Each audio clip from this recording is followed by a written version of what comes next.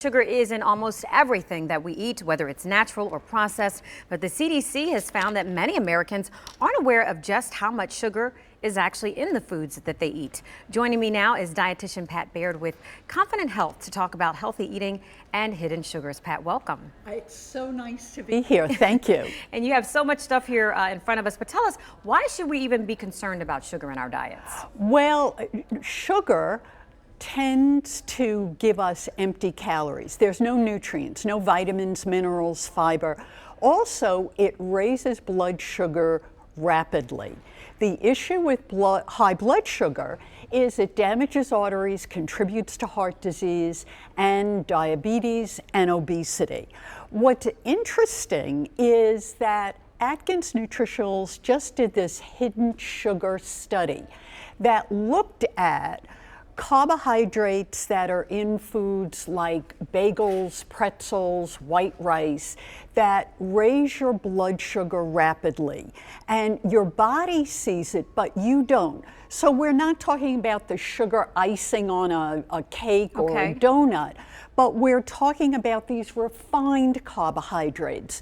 So the key is to make a few changes in your diet. Instead of having that bagel for breakfast, you may want to consider a Greek yogurt. It's higher in protein. Berries like raspberries, blueberries, strawberries don't raise blood sugar so rapidly. This is a great combination.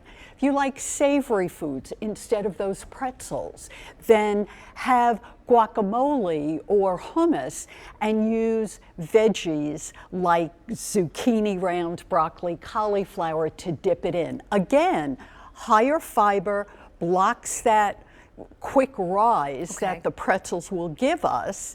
And the last tip is the new food label, because this really helps with this whole issue of visible sugar and hidden sugar. So let's look at this new food label. On the right side, you can see, first of all, it's bigger and easier to see. Yes, clearly. There is also a place on it where it says added sugar. When you see added sugar, you want to try to choose products that have less than 5 grams of sugar. And then you want to start to think more, this is in terms of breads and rice and some of those refined carbohydrates. Look at the total carbohydrate. Then look for the fiber. Subtract the fiber from the total for what we call net carbs. Try to choose foods that have 15 grams or less of net carbs. All right.